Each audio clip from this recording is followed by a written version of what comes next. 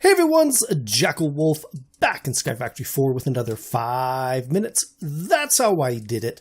Now, if you've been following along, you know that anytime we are in my stream world, we're going to work on a little bit of automation, something that's above and beyond the advancement book. Last episode, we set up a self-contained, a simple geothermal generator. Basically, we've got a cobblestone generator feeding into a automated user, which is taking that cobblestone, feeding it into a cauldron, which is creating lava, which is then putting it back into the simple geothermal generator, which is creating energy and then powering that automated user.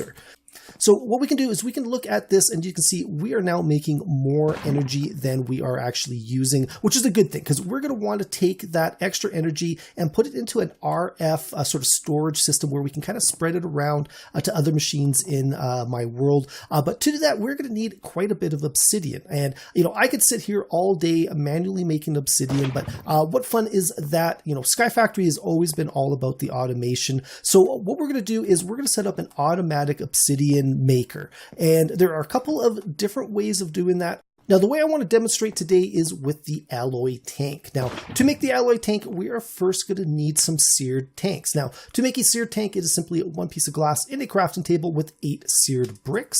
We're going to take one of those seared tanks and we're going to put it in a crafting table with 2 faucets, and that's going to get us our alloy tank. Next up is we're going to need a way to melt the alloys in this system. To do that, we're going to need a seared heater. Now, to make a seared heater, it is simply a furnace in a crafting table with 6 seared bricks. And to set this up, we're going to take the seared heater, we're going to place it on the bottom, and then we're going to put the alloy tank on top. We're going to shift and click, and you can see it has now created a functioning system. It is all lit up down there. Keep in mind, you are going to have to feed this with a solid fuel. I've just grabbed some coal from around my world, but that is something you can automate as well. You can feed it with wood or something like that from, you know, any sort of other system that you think of. But other thing to keep in mind is the alloy tank only works with seared tanks right next to it. It won't work with something like a fluid storage tank. And, you know, why would you want a fluid storage tank instead of a seared tank? Well, the fluid storage tank holds 64 buckets of liquid, whereas the seared tank only holds 4. Now, that is why I've kind of got this set up where it is feeding into the lava into the fluid storage tank and then back down into the seared tank. You don't even need a connection from that. This does this automatically, and this gives a little bit of a buffer reservoir, if you will, rather than just the 4 millibuckets that are going on here. So the next step is where this gets a little bit more complicated. We now need to get a source of water into this alloy tank. Now, to do that, we're going to use 2 users. Now, to make an automated user, you need 2 pieces of gold, a dispenser, a magma block. We made this last episode using 4 slime balls and 4 blaze powder, and then 3 pieces of obsidian. To do this properly, we're going to need 2 of these. So we're going to take these out. Now, the automated users are a powered unit, so we're going to have to get a way of getting the power out of the simple geothermal generator over to these users. To do that, we're going to use a energy extraction cable, which is simply a dropper, a weighted pressure plate, and 4 pieces of redstone, as well as some energy cables, which is 4 bricks, 4 brick stairs, and 4 pieces of redstone. I don't know why that recipe makes an energy cable, but that is how you use it. So now, first off, we're going to want to use this user to get water out of our infinite water supply and into our system. Now, to do that, we're first going to have to set it up so that the automated user is pointing in towards the infinite water supply. You can see the little circle there is pointed in. We are also going to have to prime this with a bucket. Now, once this is powered, and actually we could put the preview on, once this is powered, it will use the bucket on the infinite water supply, basically making a bucket of water, and it's then going to take that bucket of water and feed it up into our system. So what we're going to want to do is take that second alloy tank, second sear tank, we're going to place it down here.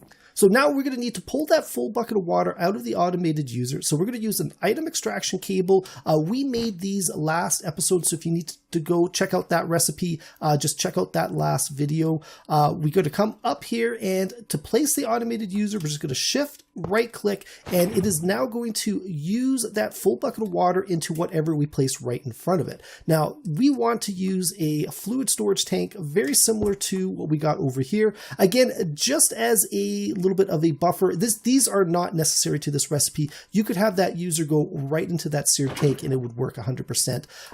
But once that full bucket of water gets used in the automatic user, it is now going to be an empty bucket of water that we're going to want to bring down and feed back into this system. So we're going to take a second item extraction cable. We're going to click on the side here, and then we're going to use just a item cable. We're going to come out one because we don't want it to reconnect here. If I was to put it here, if I can get there, there you go. You can see it's going to feed back in here, and that's definitely not what we want. So we're going to break that up. We're going to come all the way down, and then I'm going to break this block right here, and there you go. We now have a complete circuit. So a full bucket of water will go up, it will get used, it will become an empty bucket of water, and it'll get fed back down where it can be used as an empty bucket of water, filled back up again, and back up into the automated user. Now, this is a lot quicker than it actually sounds, but for this all to work, we now have to get the power from the simple geothermal generator over here into these automated users. Now, to do that, we're going to use these energy extraction cables that we just made. So I'm going to shift right click on the simple geothermal generator. We're going to use the energy cable. We're going to shift over. And this one is now powered, but there's nothing actually in it quite yet. What we're going to have to do is we're going to have to come down, and if I go quick, there we go. So there you can see the water is getting picked up. It's actually already making molten obsidian in there, and we're just going to go and click on here. You can see the bucket is popping in and out, and if we look at this guy up here, you can't even see it. It is going so fast, but as you can tell, it is filling up really, really quickly. The obsidian is filling up. The lava is hardly even gone down. So last but not least is we're going to need a way to get this seared lava, or sorry, this molten lava out of this alloy tank and into our world as a block of obsidian. So we're going to take a casting basin. We're going to place it down on the bottom here. We're going to take a faucet. We're going to click that right there. And then we're going to take the last item extraction cable. We're just going to click it on the side. And let's just throw down, actually, no, I was going to use the wooden crate because all we're making here is obsidian, which is all well and good. But to do this, I'm going to have to manually click this over and over again. And that is not something that I want to do. To properly automate this, we're going to need something of a redstone clock. Now, to make a redstone clock, we are going to need a redstone repeater in a crafting table with 4 pieces of redstone and 4 iron ingots. Now, we're going to take that redstone clock out, and then we're just going to go and place it right on top of that faucet. And we should be able to watch it. There you go. So every time it ticks, which I think is defaulting to, I guess, 60 ticks or probably about 1 second, it is going to create a block, and that block is going to get sucked back into this crate. So that's going to be it for this one, guys. Hopefully you enjoyed this video. If you did, please think about leaving a like and a subscribe. You can follow me on Twitter at JackelWolf.